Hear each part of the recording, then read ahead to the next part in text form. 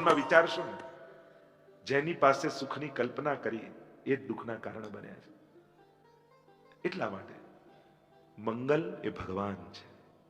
મંગલાચરણ, મંગલ ઉચ્ચારણ, મંગલ આચરણ, એટલે કે શાસ્ત્ર મંગલ ઉચ્ચારણથી મંગલ આચરણ સુધી આપણને લઈ જાય છે. દર્શન કરતા 10 મિનિટ લાગે, પણ દર્શન કરવા જવું છે એ વિચાર આવતા આવતા 60 વર્ષ જતા રહે છે. બાકી દર્શન કરવામાં તો 10 જ મિનિટ લાગવાની, પણ સીડીઓ ચડતા હવેલીના જ્યાં સુધી 2 જણના ટેકા ન મળે ત્યાં સુધી એ વિચારે નથી આવતો. અને પછી ચાલીને જઈ નથી શકતા, લોકો ઉચકીને લઈ જાય છે. જો ફરક એટલો જ છે, છેલ્લે તો જવાનું જ છે એના શરણમાં. ફરક સમજણનો એ છે, તમારે તાંબાના લોટામાં લાલ કપડામાં બંધાઈ પછી ગંગા સ્નાન કરવા જવું છે કે ટિકિટ કપાવીને પોતે ડૂબકી લગાવીએ, તમારે નક્કી કરવાનું. બાકી છેલ્લી ગતિ તો બધાની ત્યાં જ છે. ઘરના લોકો લાલ કપડામાં તાંબામાં, તમે જન્મ્યા એટલા વજનના થઈ, લગભગ એટલું જ વજન હોય જેટલું બાળક જન્મ્યો હોય, અને એ રીતે લોકો લઈ જાય એ રીતે જવું છે કે પોતે આનંદ કરતા કરતા જઈને યમુના પાન અને ગંગા સ્નાન કરવું છે, એ તમારી સમજણ ઉપર છે. અને તકલીફ માણસની એ છે, સમજણ માણસના સંજોગ કરતા હંમેશા મોડી પડતી હોય છે. કારણ કે આપણને સારા વિચારો સમજણ નથી આપતા, આપણને દુર્ઘટનાઓ સમજણ આપે છે. જો ઘણીવાર સંતો, આચાર્યો, મહાપુરુષો ગ્રંથો શીખવાડે ને તો આપણને મનમાં બેસે નહીં, પણ એકવાર જીવનમાં કોઈ મોટી દુર્ઘટના ઘટી જાય, હવે બધું સમજાઈ ગયું. પણ અરે તને પ્રેમથી શીખવાડતા હતા, તને કથા પછી પ્રસાદ લેવડાવીને ઘરે મોકલતા હતા, કહ્યું કે ઉતરી જાય પ્રસાદ જોડે, પેલું દવા લઈએ તો જળ જોડે ગટકાઈ જઈએ, તમને કે ચલો તને કંઈક સારું એવું કરી કે અંદર ઉતરી જાય, પણ ત્યારે સમજણ ન આવી. અને આવી દુર્ઘટનાઓ આપણને ઘણી વાર તકલીફ થાય. સજ્જનો ન શીખવાડે એટલી સમજણો દુર્જનો આપણને આપી જાય છે. જોજો, સંતો મહાત્માઓની વાતો જે પ્રેમથી શીખવાડ્યું એ મનમાં નહીં ઉતરે, પણ કોઈ દુર્જન મળ્યો ને એણે કંઈક ખરાબ આપણી જોડે કર્યું ને પછી આ સંસારમાં કાંઈ સાર નથી, અરે કથા કઈ થાકી ગયા આજ વાત, પણ તને ન સમજાય, મહાપુરુષોની વાત સમજણ ના. એટલે કે સગવડતા અને સુવિધાઓ માણસને શીખવાડતી નથી, દુર્ઘટનાઓ શીખવાડે છે. કારણ અમારે વાત નથી કહ્યું કે આ કલયુગમાં પાપીને દુર્જનો આમ સમર્થ અને સુખી કેમ દેખાય? એમ લાગે કે મજા કરે ને સજ્જનોને જુદા જુદા દુઃખ આવે. મેં કીધું આ જ કલયુગની ચાલાકી છે. આ કલયુગની ચાલાકી શું છે? એ એવું બતાવશે કે પાપીઓ વધારે સુખી થઈ જાય, એને કોઈ તકલીફ ના આવે, એને પુણ્યશાળી ધર્માત્માઓ દુઃખી થાય, એને લોકો હેરાન કરે. આ કલયુગે ઊભું કરેલું નાટક છે. આ દેખાય છે કે બધા સુખી નથી હોતા, માણસના સુખ દુઃખ બધાના સરખા જ હોય છે, પણ કલયુગ એવી ચાલાકી કરે કે તમને પાપ કરવાની લાલચ પેદા થાય. એટલે આ કલયુગની ચાલાકીમાં ફસાતા નહીં. તમને એવું દેખાડશે કે સજ્જન સંતો દુઃખી, દુર્જનો મજા કરે, એને કોઈ કાંઈ ન કરી શકે, એવું નથી હોતું. પછાડ તો એમને ખાવી પડતી હોય છે, પણ પોતાનું સામર્થ્ય બતાવવા માટે ગાલ લાલ કરીને એ ઊભા હોય છે. આ કલયુગનું ચાલાકી છે. તમને પાપમાં કેમ આકર્ષણ પેદા થાય એવા સંજોગો ઊભા કરે, એવું માહોલ ઊભું કરે, અને એટલે એની ચાલાકીમાં ફસાતા નહીં. આ ભાગવતની દિવ્ય કથા અને ગાથા મંગલ ઉચ્ચારણથી મંગલ આચરણ સુધીની યાત્રા છે. અને જીવનમાં મંગલ કોઈ કરી શકશે એ કેવલ પરમાત્મા છે. નાશવંત વસ્તુ અને વ્યક્તિ ત્યારે પણ શાશ્વત સુખના કારણ ન બની શકે.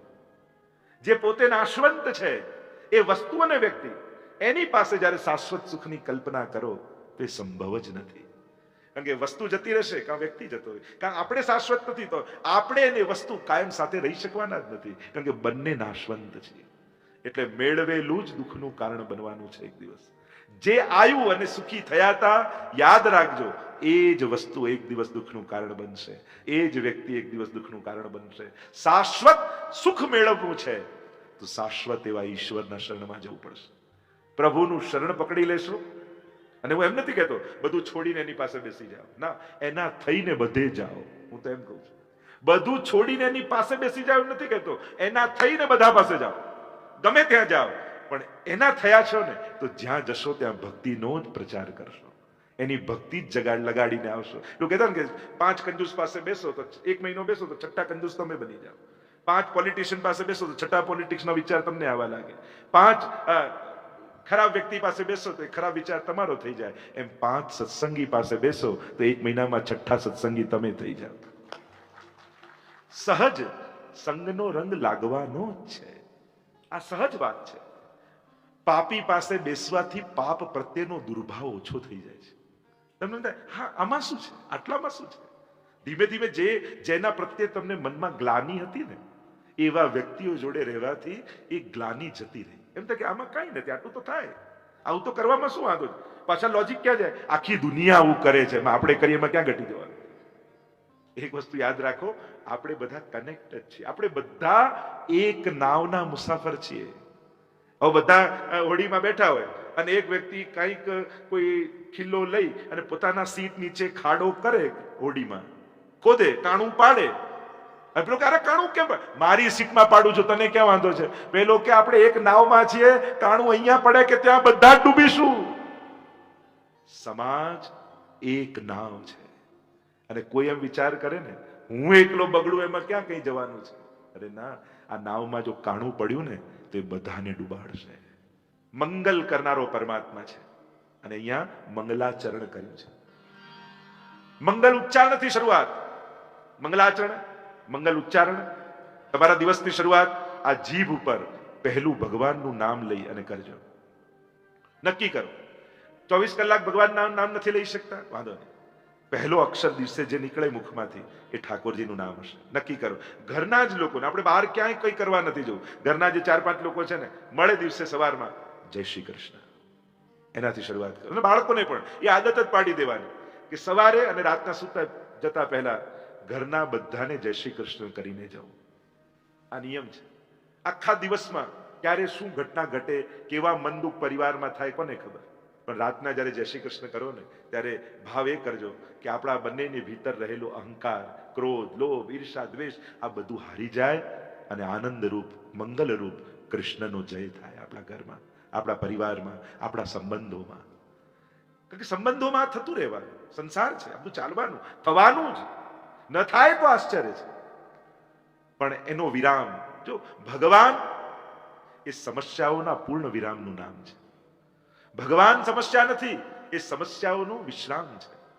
સંસારમાં કોઈ પણ સમસ્યા આવે ને એને ભગવાનના નામે વિરામ આપી દો કે ચાલો આજે આપણું મન દુઃખ થયું ને, રાતના સાથે બેસી આપણે આશ્રયનું પદ ગાઈશું, હૃદયને ચરણને કેરો ભરોશું, એક અષ્ટાક્ષરની માળા કરીશું અને આપણા બધા મન દુઃખને અહીંયા જ વિરામ આપી દઈશું. ઠાકોરજીના ચરણોમાં વિરામ, અને તો જ જીવનમાં વિશ્રામ પ્રગટ થશે. પ્રભુનું નામ જીભ પર આવે એનાથી ઉત્તમ મંગલ બીજું કાંઈ નથી. તો મંગલ ઉચ્ચારણથી મંગલ આચરણ સુધીની યાત્રા. આવો વ્યાસજીની સાથે મંગલાચરણનું સ્મરણ કરીએ. સચ્ચિદાનંદ રૂપાય વિશ્વોત્પત્યાદિ હેતવે તાપત્રય વિનાશાય શ્રી કૃષ્ણાય વયમ નુમઃ. સચ્ચિદાનંદ રૂપાય વિશ્વોત્પત્યાદિ હેતવે તાપત્રય વિનાશાય શ્રી કૃષ્ણાય વયમ નુમઃ. શ્રી કૃષ્ણાય વયમ નુમઃ. નુમ ધાતુ પ્રશંસાના અર્થમાં છે. ઘણા લોકો નમઃ, નમ નથી, નુમ છે. નુમ પ્રશંસે, અમે એની સ્તુતિ કરીએ છીએ, અમે એને નમન કરીએ છીએ. કોને? કોણ છે પરમાત્મા? પગે કોને લગાય, કોના ચરણે પડાય. એટલે હું કથાઓમાં કહેતો, જેને પગે લાગવા જેવું છે એને નહીં લાગો ને તો ન લાગવા જેવા લોકોને રોજ પગે પડવું પડશે. અને એટલા માટે જેને પગે પડવા જેવું છે એને રોજ પડો. અને કોને પડાય? જે સર્વ સમર્થ હોય એની આગળ જ નમાય, એના જ ચરણે પડાય.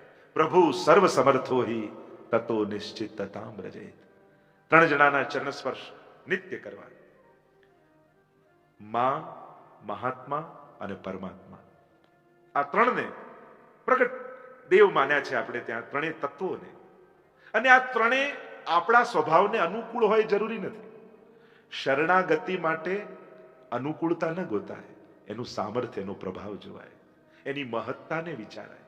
તો ઘણી વાર એમ થાય આ બાપુજી સ્વભાવ બદલી નાખે તો મને જરાય વાંધો નથી, બા સ્વભાવ બદલી નાખે તો જરાય વાંધો નથી, ભાઈ સ્વભાવ બદલી નાખે તો જરાય વાંધો નહીં, મારો પતિ સ્વભાવ બદલી નાખે તો જરાય, મારી પત્ની સ્વભાવ બદલી નાખે.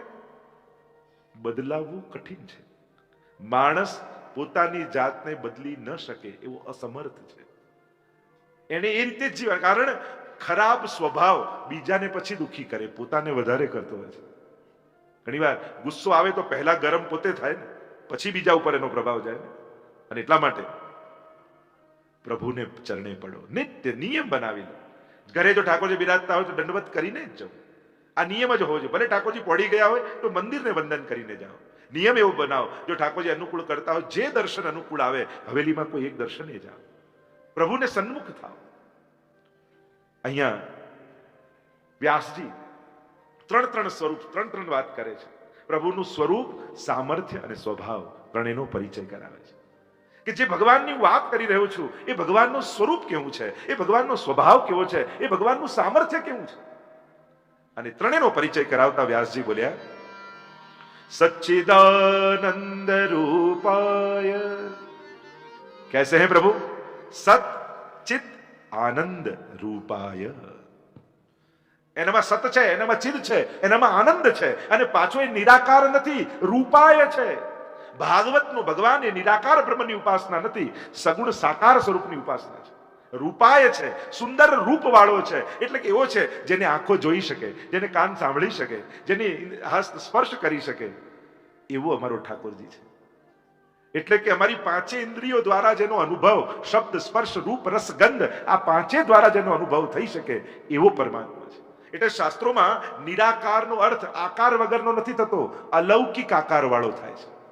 નિરાકારનો મૂળભૂત અર્થ એ રીતે કરવામાં આવે છે કે આ લૌકિક જેવો નથી, પ્રાકૃત નથી, અપ્રાકૃત છે, અલૌકિક આકાર વાળો છે. અને એટલે તો આનંદ માત્ર કરપાદ મુખો ધરાવતી. કોઈ કે વેદમાં નિરાકાર બ્રહ્મની વાત છે તો ત્યાં તો સહસ્ત્ર શિરકા હજારો મુખો કયા છે, હજારો હાથ કઈ છે, હજારો આંખો કઈ છે. તો સાધારણ આકાર નહીં, દિવ્ય આકારનું વર્ણન વેદમાં તો છે જ. અને એક લોજિક એ છે કે આ આંખ જુએ એવી બનાવી છે. એટલે કે આંખ છે એનો અર્થ એ થયો કે દુનિયામાં આકાર હશે, રૂપ હશે. નહીં તો આંખ જ ન હોત. જુએ એવી મશીનરી આપણી અંદર મૂકી જ કેમ, બનાવી જ કેમ. જેમ કાન છે, સાંભળે એવી વ્યવસ્થા છે, એનો અર્થ શું થાય કે સાઉન્ડ પણ હશે, તો જ કાન બનાવવાની જરૂર. નહીં તો ભગવાને કોઈ વસ્તુ નિરર્થક બનાવી જ નથી. કાન છે, સાંભળે એવી મેકેનિઝમ આપણી ભીતર છે, એનો અર્થ એ થયો કે સાઉન્ડ દુનિયામાં હોવો જોઈએ. સ્વાદ છે, જેમ જીવવા છે, જે સ્વાદ ગળે, એનો અર્થ સ્વાદવાળી વસ્તુ દુનિયામાં હોવી જોઈએ. નહીં તો આપણે જીભમાં સ્વાદ જ કેમ મૂકે. એમ જ આપણી ભીતર ભાવ છે, એનો અર્થ એ થયો કે ભગવાન પણ હોવું જોઈએ. નહીં તો ભક્તિના ફિલિંગ આપણી ભીતર હોત જ નહીં. એ છે એનો અર્થ જ એ થયો. ઘણા કે ભગવાન હોય તો દેખાય નહીં. થોડું કરીને આગળ આગળ દેખાય માણસ, અને બધું કરી ક્યાંય ન દેખાય. એ જ તો ભગવાન છે. એને દેખાવાની આદત જ નથી. અને એવી શરત પણ કે મહાનને મેળવવા તુચ્છ શરતો લઈને ન જાઓ. તુચ્છ ઈચ્છાઓ એ મહાન તત્વોને મેળામાં સાધકની પણ બાધક બની જશે. જોવાનો હઠાગ્રહ એની ભગવત્તાનો આનંદ મેળવવામાં વિક્ષેપ બની જશે. એ ચારે બાજુ કેવો પથરાયેલો છે, કણ કણમાં બિરાજે છે. એક મને આંખે દેખાય આ નાનકડી લાલસા ચારે બાજુ ફેલાયેલા ભગવત્તાને પ્રાપ્ત કરવામાં વિક્ષેપ રૂપ બની જશે. સચ્ચિદાનંદ રૂપાય કેવા રૂપ વાળો છે. સૌથી પહેલા એનું તત્વ છે સત. સતનો અર્થ થાય નાસતો વિદ્યતે ભાવો, ન ભાવો વિદ્યતે સત. એટલે કે એનો ક્યાંય અભાવ નથી, કણ કણમાં એ છે, ક્યાંય એનો અભાવ નથી. એટલે એમનું બીરબલ અકબરની વાર્તામાં આવે ને કે જયારે બાદશાહે કહ્યું કે એવું કયું કામ જે રાજા કરી શકે પણ ભગવાન ના કરી શકે, ત્યારે બીરબલે કહ્યું એક જ કામ છે, રાજા દેશ નિકાલો કોઈને આપી શકે, ભગવાન ના આપી શકે. કારણ કે રાજાની ક્યાંક સીમા છે, ભગવાનની તો બધે જ સત્તા છે. અને સર્વત્ર વ્યાપેલી એની સત્તા એ જ એનું સત તત્વ છે, એ બધે જ છે. બીજું ચિત્ત તત્વ, ચિત્તી જ્ઞાને ચૈતન્યત્વ. આ જ્યાં જ્યાં ચૈતન્યત્વ ફેલાયેલું છે એ ભગવાનનું ચિત્ત તત્વ છે. ભગવાન સર્વજ્ઞ છે, જીવ અલ્પજ્ઞ છે. એ બધું જ જાણે છે. અને બધું જાણે છે એનો અર્થ બધી ચોપડીઓ એને મોઢે છે એટલું જ નહીં, તમારા મનની પણ એ જાણનારો છે. એટલે હરિરાયજી તો શિક્ષાપત્રમાં કહે, ન ચાતુર્યમ પ્રયોજકમ અંતર્યામી સમસ્તાનામ ભાવમ જાનતી માનસમ. બધે ચાલાકી કરજો, ભગવાન આગળ ચાલાકી ક્યારેય ન કરતા. કારણ એ તમારા અંતઃકરણને જોનારો છે, તમારા દિલમાં બિરાજનારો છે, તમારા વિચારોને સમજનારો છે. એટલે બધે દુનિયામાં ચાલાકી સંસારમાં જઈને ભલે કરી તો કરી, પ્રભુ આગળ આવીને ક્યારે ન કરતા. ત્યાં તો નિર્દોષ બનીને ઉભા રહે છે કે પ્રભુ હું કાંઈ જાણતો નથી, એનાથી મોટું જ્ઞાન બીજું કોઈ નથી. અને ત્રીજું તત્વ પરમાત્માનું છે આનંદ તત્વ. માણસ સુખને ઓળખે છે પણ પામવા તો આનંદ જ ઈચ્છે છે. પ્રત્યેક વ્યક્તિ એવું સુખ મેળવવા ઈચ્છે છે જે આયા પછી જાય નહીં, એને જ કહેવાય આનંદ. પણ ફરક એટલો છે, મેળવીને મળે એ સુખ અને આપીને મળે એ આનંદ છે. જમીને મળે એ સુખ, જમાડીને મળે એ આનંદ છે. લઈને મળે એ સુખ, આપીને મળે એ આનંદ છે. અને ભગવાન એટલે તો નંદ મહોત્સવમાં લૂંટાવીએ છે ને, આપીએ છીએ, લેતા નથી. દરેક વ્રજભક્ત લૂંટાવે છે, કારણ કે આપવામાં જ આનંદ પ્રગટે છે, લઈને તો સુખ મળે છે. આ જ ફરક છે. તમે ભૂખ્યા રહ્યા પણ મહેમાનને જમાડ્યો, તમે જમી ન શક્યા, છતાંય જમનાર કરતા પણ જમાડનારને કેવો આનંદ હોય છે. જે જમીને ગયો એ સુખી થયો, જમાડનારો આનંદને પામ્યો. આ આનંદ તત્વ પરમાત્માનું છે. તો આ રૂપ પરમાત્માનું સત ચિત અને આનંદ રૂપ કહ્યું કે કરે છે શું? તો કે વિશ્વોત્પત્ત્યાદિ હેતવે, વિશ્વની ઉત્પત્તિ, સ્થિતિ અને લય કરે છે. આ જે કાંઈ પણ સર્જન દેખાય છે એ પરમાત્માએ પોતાનામાંથી કરેલું સર્જન છે. એક ટાંકણીને જોઈને પણ આપણે માનવા તૈયાર નથી થતા કે આ એમને બની ગઈ, તો આખા બ્રહ્માંડને જોઈને કેમ માનવા તૈયાર થઈએ કે એમને બની ગયું? કરતા વગર ક્રિયા થાય કઈ રીતે? આ સમસ્ત સૃષ્ટિનો કરતા એ પરમાત્મા છે. એ વિશ્વની ઉત્પત્તિ સ્થિતિ કરે છે, પાલન એ કરે છે. આ જે સંસાર ચાલી રહ્યો છે ને, કોઈ કે હું ચલાવું, કોઈ કે પેલો ચલાવું. જો બે વસ્તુ માણસ બોલે ને ત્યારે ભગવાનને બહુ હસવું આવે. એક, હું નહીં રહું ને ત્યારે ખબર પડશે કેમ બધું ચાલે છે. અને બીજું, મેં મારા ફ્યુચરનું બધું પ્લાનિંગ કરી લીધું છે, મારે હવે કોઈ ચિંતા નથી. આ બે વાતમાં ભગવાનને બહુ હસવું આવે. ઠાકોરજી એમ કે આ તારું પ્લાનિંગ છે, મારું તો કંઈક જુદું છે. ભગવાને આ દુનિયામાં કોઈને એટલા મહત્વના બનાવ્યા જ નથી કે જેના જતા રહેવાથી ભગવાનના કામ રોકાય. ચલાવનારો ઈશ્વર છે, એ જ કરે છે. કેટલા નેતાઓ આવ્યા, મહાત્માઓ આવ્યા, રાજા મહારાજાઓ આવ્યા, આ નહીં રહે તો શું થશે, આ જતો રહેશે તો શું થશે, આ નહીં હોય તો શું થશે. બધાએ ગયા, છતાંય બધું જ ચાલે છે. ચલાવનારો ઈશ્વર છે. આ તો પાણીમાં આંગળી નાખવા જેવું છે. આપણે પાણીમાં આંગળી નાખીએ, આપણે લાગે ખાડો પડી ગયો, પણ જ્યાં આંગળી કાઢો ક્યાં ભરાઈ જાય ખબર ન પડે. આપણે નહોતા ત્યારે બધું ચાલતું હતું, અને આપણે નહીં રહીએ ત્યારે બધું ચાલતું જ રહેવાનું છે. અને એટલા માટે એ કહેનારા બધા જ જતા રહ્યા કે અમે નહીં રહીએ ત્યારે કેમ ચાલે છે. ઉલટાનું એના ગયા પછી વધારે ઘર સારું ચાલતું હોય, એ જ નડતા હોય. ઘણી વાર એવું થાય. અને એટલા માટે કરનારો ઈશ્વર, આ ચલાવનારો ઈશ્વર છે. જો માણસ એમ કે અમે આટલા ડેવલપ થઈ ગયા, આટલું, અરે દુનિયાના 1% લોકો એક સાથે માંદા પડે ને તોય હોસ્પિટલમાં ખાટલાઓ નથી. કોરોનામાં તો બધાએ આપણે જોઈ લીધું. માણસ વિસર્જન માટે જેટલી તૈયારીઓ કરે છે એટલી સર્જન માટે ક્યાં કરે છે, પાલન માટે ક્યાં કરે છે? બધા દેશોનું સૌથી મોટું બજેટ ડિફેન્સ માટે હોય, શસ્ત્રો માટે જ હોય. દુનિયાની એટલું જ આરોગ્ય માટે કે શિક્ષણ માટે ફાળવે તો દેશ ક્યાં જતા, પણ નથી કરી શકતા. તકલીફ છે. એટલા માટે આ પાલન કરતા પરમેશ્વર છે, એ જ ચલાવનાર. અને ઘરમાં પણ ઘણી વાર ઘણા લોકોને જોઈએ, બાળકોની પણ એટલી બધી ચિંતા અને એટલું બધું કરે. અરે એની ચિંતા કરવા કરતા એને સમર્થ બનાવવાની મહેનત કરો. દરેક વ્યક્તિ એનું ભાગ્ય લઈને આવે છે. કોઈના ભાગ્ય વિધાતા બનવાની કોશિશ ન કરો. તમે એના ભાગ્યના નિર્માણમાં સહાયક થઈ શકો, સપોર્ટિવ રોલ અદા કરી શકો, પણ તમે એનું ભાગ્ય લખી નથી શકતા. એ લખાઈને લાયો છે. અને એટલા માટે તમે નહીં ઈચ્છો તો એને સુખ મળવાનું. ઘણી વાર ઘણા મા બાપની કોશિશ, આ થોડો હેરાન થાય તો શીખે, પણ પેલા કાંઈ ને કાંઈ સુવિધા મળી જ જાય, હેરાન થાય જ નહીં તો ઘણી વાર લોકો મા બાપને એમ થાય કે આ થોડું ત્યાં જાય, થોડું હેરાન થાય તો ખબર પડે, પણ ઘણાના નસીબમાં સુખ જ લખ્યા હોય. આપણે થાય જો આ મોટો થશે ને, હમણાં ભણતો નથી, ખબર પડે મોટો થાય તો બધું મળી જાય તૈયાર, એને જીવનમાં વાંધો ના આવે, એનું ભાગ્ય લખાઈને લાવે છે. અને એટલા માટે હવે યુવાનોને મા બાપની જૂની કથાઓ સાંભળવામાં રસ નથી. અરે અમે તો આફ્રિકા આવ્યા, $100 ખિસ્સામાં હતા, પપ્પા 100 વાર તમે આ કહી દીધું છે. એને કોઈ ઇન્ટરેસ્ટ નથી. એ કે તમારા હાર્ડ લખો, એમાં અમે શું કરીએ, અમને તો મજા કરવા દો, અમે તો પુણ્યો કરીને આવ્યા છીએ ને. એટલે મહત્વની વાત એ છે, હવે જૂના કથાઓ ને પ્રસંગો કે તમે શું દુઃખ સહન કર્યું, એ સુખી બાળકોને સાંભળવામાં કોઈ રસ નથી. કારણ કે ભગવાને ઘણીવાર એવું નથી થતું, આપણે જયારે 40-50 આપણે બહુ વહેલા જન્મ લઈ લીધો, કેવો સારો ટાઈમ અત્યારે તો જો, બધી ફેસિલિટી, બધી સુવિધા, પણ દરેક સમયના સંઘર્ષો કંઈક જુદા હોય છે. એ સમયના કંઈક જુદા હતા, આ સમયના સંઘર્ષ વગરનું જીવન થોડી હોય છે. દરેક સમયના ચેલેન્જો કંઈક જુદા હોય. તો ઘણી વાર અત્યારના બાળકોને આમ જોઈએ ને એમ લાગે આ બહુ વહેલા આપણે જન્મ લઈ લીધો, ટાઈમ તો હવે છે જન્મ લેવાનો, કેવો સરસ પીરિયડ. પહેલા તો સ્કૂલમાં માર ખાઈને આવો તો ઘરે બીજી 2 પડે, કેમ માર ખાઈને આવ્યો. સાયકલમાં પડ્યો હોય તો ઘરે છુપાવવું પડે તો બીજી 2 પડે, કેમ પડ્યા. પેલા તો આમ સોટી વાગે સમસમ ને વિદ્યા આવે તો બધાને યાદ છે જૂના લોકો. અત્યારે તો પૂછો વોટ સોટી, અત્યારે તો પૂછે કે સોટી શું હોય. એટલે મૂળ વાત એ છે, સમય બદલાય છે, સંજોગો બદલાય છે, તો સંઘર્ષો બદલાય છે. હવે આગળના સમયમાં સાધનો અને સુવિધાની લડાઈ નહીં આવે, માણસને એના મન સાથેની લડાઈ હશે. એટલે જો પહેલા કોઈ ડિપ્રેશન કોઈ ખબર હતી 30-40 વર્ષ પહેલા, હવે ઘરે ઘરે ડિપ્રેશન દેખાય. કારણ જ્યારથી બાળકોના જુદા રૂમ થયા ને ત્યારથી ડિપ્રેશનની શરૂઆત થઈ. કારણ કે માણસ પોતાના મનને હેન્ડલ નથી કરી શકતો. બીજા જોડે લડાઈ કરી લેશે, બીજા જોડે રસ્તો કાઢી લેશે, પણ મન દુશ્મન બને ને એને ટેકલ કરવો બહુ અઘરો થાય છે.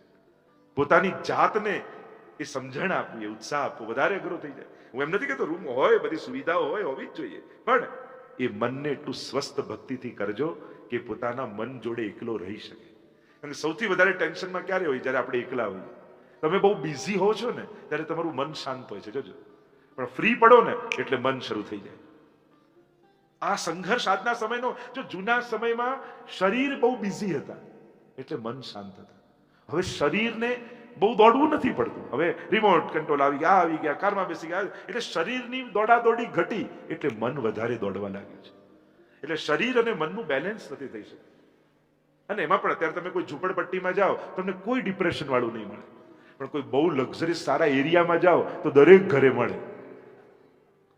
કેમ ઝૂંપડપટ્ટીમાં નથી? કારણ એનું મન એમાં વ્યસ્ત છે, એ પ્રાપ્ત કરવામાં તત્પર છે. અને જ્યારે બધું તૈયાર મળે છે ને ત્યારે જીવન કદાચ વધારે અઘરું થઈ જાય છે, ત્યારે કોઈ નવા સંઘર્ષોની શરૂઆત થાય છે. તો અહીંયા આનંદરૂપ પરમાત્મા છે, અને એવો છે જ્યાં સૃષ્ટિનું સર્જન, પાલન અને લય કરે છે. એટલે ભગવાનને જયારે એમ કહો ને કે હું બધું કરી, ત્યારે ભગવાનને એમ કહો મેં મારા ફ્યુચરનું બધું પ્લાન કરી લીધું છે, ત્યારે ભગવાનને હસવું આવે. તારું ભાગ્ય મેં લખ્યું છે, ભવિષ્યમાં શું થવાનું છે તું જાણતો નથી, મને ખબર છે. તને એમ લાગે કે એફડી પાકે પછી શાંતિ, પણ એના પહેલા તો તું પાકી ગયો હોઈશ. તને ક્યાં ખબર છે કે જીવન ક્યારે કયો વળાંક લેશે, કાંઈ ખબર નથી હોતી. તમે નહીં માનો, અમે જયારે દિવસમાં અમને કેટલા પ્રકારના ફોન આવતા હોય. સવારો થાય, આટલા વર્ષે બાળકનો જન્મ થયો, બહુ આનંદ છે, ખુશી છે, તરત 15 મિનિટ પછી આવે, અરે યુવાન દીકરો જતો રહે. એક જ સેકન્ડ. તમે એમ 10 મિનિટમાં કેવું દુનિયામાં કેવી એવા દર અડધો કલાકે તમે ખાલી અમારા ફોન જોડે બેસો સાથે, તમને એમ લાગે કે દુનિયામાં કેવું ઘટી રહ્યું છે પ્રતિપલ. આજે આપણો એક દિવસ સારો ગયો એ કોઈ સાધારણ ઘટના નથી. એ ત્યારે આપણને સમજાય. કારણ કે આ કલાકે જ્યાં આપણે ભગવત કથાનો આનંદ માણી રહ્યા છે, એ 2-3 કલાકમાં દુનિયામાં કેટલી ઘટનાઓ, લોકો સાથે કેવી ઘટનાઓ ઘટી ગઈ હશે. અને આપણને 3 કલાક એક ચિત્તે બેસી ભગવાનની કથા સાંભળવા મળી. તમને નથી લાગતું તમારા પર ઠાકોરજીના આશીર્વાદ છે? કારણ કે આ જ 3 કલાકમાં દુનિયામાં કેવું ઘટી ગયું હશે, કેવા સંજોગો લોકો સાથે બન્યા હશે, કેવો પરવશ માણસ બની ગયો હશે.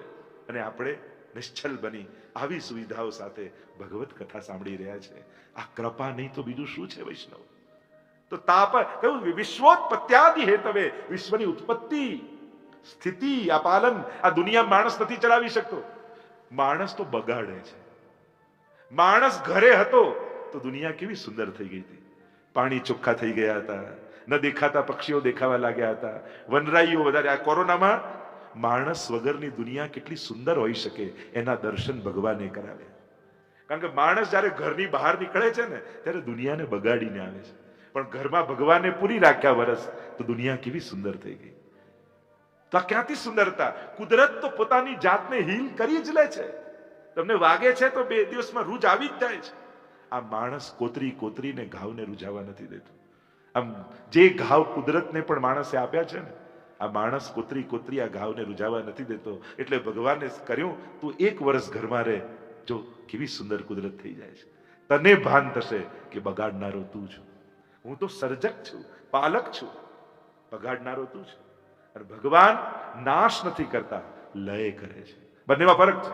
કોઈ વસ્તુને તોડી નાખવી નાશ છે, ભગવાન તો લય કરે છે. સ્વયં જેમાંથી પ્રગટ્યું છે ને એમાં સમાવી લે છે. એટલે જ પુષ્ટિ માર્ગની જે શુદ્ધાદ્વૈત બ્રહ્મવાદની ફિલોસોફી મહાપ્રભુજીની છે એમાં જગતને પણ સત્ય કહ્યું છે. બ્રહ્મ સત્ય જગત સત્યમ. તો કહું નાશવંતને તમે સત્ય કેમ કહી શકો? જગતનો તો નાશ થાય છે. મહાપ્રભુજી કહે અહીંયા સર્જન અને નાશ નથી, અહીંયા તો આવિર્ભાવ અને તિરોભાવ છે. બ્રહ્મ જ જગત રૂપે આવિર્ભૂત થાય છે અને બ્રહ્મ પોતાનામાં લય કરી લે છે. એટલે ઈશોપનિષદનું પહેલું મંગલાચરણ ઓમ પૂર્ણમદઃ પૂર્ણમિદં પૂર્ણાત પૂર્ણમુદચ્યતે પૂર્ણસ્ય પૂર્ણમાદાય પૂર્ણમેવાવશિષ્યતે. અર્થ એવો કર્યો, પૂર્ણ બ્રહ્મમાંથી પૂર્ણ જગત પ્રગટ થાય છે, છતાંય બ્રહ્મ તો પૂર્ણ જ રહે છે.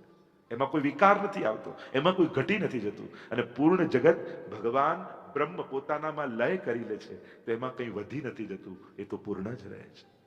આ જ બ્રહ્મવાદ છે. તો એ જ લય કરનારો છે. પણ માણસ જ્યારે ઉત્પન્ન કરે તો એમાં મોહ થાય, માણસ જ્યારે પાલન કરે તો એને અહંકાર થાય, અને માણસ જ્યારે ગુમાઈ દે તો એને દુઃખ થાય. પણ ભગવાનને તો ત્રણેય અવસ્થામાં આનંદ જ રહે છે. જો માણસ કોઈ વસ્તુને સર્જે ને, સર્જન હંમેશા આનંદ આપે. રોજ માણસે કોઈ ક્યાંક વસ્તુનું સર્જન, નહીં તો કઈ તો છોડને પાણી પાવું. એમાં એક ફૂલ ઉગશે ને જેને તમે પાણી પાતા હશો, એ ફૂલ ઉગેલું જોઈને કેટલી ખુશી થશે. જો મારા છોડને ફૂલ આવ્યું છે, બગીચાનું છોડ, પણ હું રોજ પાતો તો એમાં ફૂલ આવ્યું. એક પેઇન્ટિંગ પણ તમે કર્યું હશે ને, ઘરનું આખું ઇન્ટિરિયર બદલી નાખશો ને તો એ પેઇન્ટિંગ બદલવાની ઈચ્છા નહીં થાય. આ તો મેં બનાવ્યું છે. અને ઘણી જગ્યાએ હું જોઈ કરા, ઘણી જગ્યાએ અમારો ઉતારો થતો હોય ઘણા ઘરોમાં કે ક્યાંક જતા હોય ત્યારે આખા ઘરનું ઇન્ટિરિયર ચેન્જ હોય, પણ પેલું ચિત્ર તો લાગેલું જ હોય દિવાલમાં. અરે અમારી ઘરની વહુએ બનાવ્યું હતું, આ તો લગાવવું જ પડે. અને ત્યાં હોય જ, અને નીચે સાઈન પણ હોય. માણસ એક પેઇન્ટિંગ બનાવે તો એ સાઈન કરે, ભગવાને આખી સૃષ્ટિ બનાવી તો એ ક્યાંય સાઈન નથી કરી. ભગવાનને દેખાવાનો સ્વભાવ જ નથી. તો સર્જન એટલે માણસ સર્જન કરે તો મોહ થઈ જાય, પાલન કરે તો અહંકાર થાય. આપણે ગોઠવી દીધું એનું, પણ તને કોણે ગોઠવ્યું? આપણને લાગે મેં સેટ કરી દીધું, મેં ગોઠવી દીધું, પણ આપણને સેટ કરનારો કોઈ હતો જ ને. અને એટલા માટે એવા કોઈ ફાંકામાં કોઈએ રહેવું નહીં. એ એના ભાગ્યનું ખાવાનો છે. આપણે મદદરૂપ થઈ શકીએ છીએ, એના ભાગ્યના વિધાતા નથી બની શકતા. પાલક પરમેશ્વર છે. તો પરમાત્મા જ્યારે જીવ કોઈ વસ્તુનું પાલન અહંકાર ગુમાવી દે તો દુઃખ થાય. ભગવાનને તો ત્રણેય અવસ્થામાં આનંદ, સર્જે તો પણ આનંદ, પાલન કરે તો પણ આનંદ, લય કરે તો પણ આનંદ. એક નાનકડું બાળક જેમ માટીથી દરિયા કિનારે રમતું હોય, ઘર બનાવે ત્યારે પણ આનંદ, બની ગયું ચીપલાઓથી રમે ત્યારે પણ આનંદ, અને કૂદકો મારી મારી માટીનું ઘર તોડે ત્યારે પણ એ તો આનંદમાં જ હોય છે. આમ ભગવાન પણ સર્જન પાલન ને લયમાં આનંદરૂપ છે. અચ્છા, તો આટલું મોટું કાર્ય કરે છે તો એનો સ્વભાવ કેવો છે? માણસનો પરિચય એના સ્વભાવથી થાય. ઘણીવાર અનેક ગુણોનો ધણી વ્યક્તિ સ્વભાવને કારણે એના બધા જ ગુણો ઢંકાઈ જાય. એનો સ્વભાવ કેવો છે? તો કે આના જેવો સ્વભાવ તો કોઈનો નથી. કેવો છે? તાપત્રય વિનાશાય. આ ત્રિવિધ તાપોને હરનારો છે.